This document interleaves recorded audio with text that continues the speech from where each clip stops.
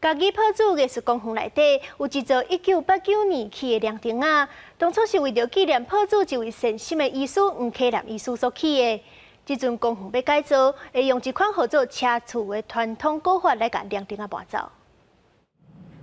工人甲铁网一块一块铺好平，替搬线亮灯做准备。嘉义县炮竹市的艺术工坊，为了要保留这座1989年起好的亮灯，用这种合作车厝的方法。 要来甲刷位，像这一开始是用千斤顶落去堵啊，千斤顶先落去堵，堵的了再一步一步豆啊用迄链仔，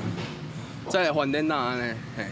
用油的安尼，嘿，用油的，嘿。业者讲，这种功夫上早是为日本传来，各位铺主开始摊出去，除了会当搬厝，阁会当甲厝挺悬，也是修理起的厝。不过，即马拄着要失传的问题，就算讲洗啊讲有2000块，也是无人要来做。应该是讲辛苦吧，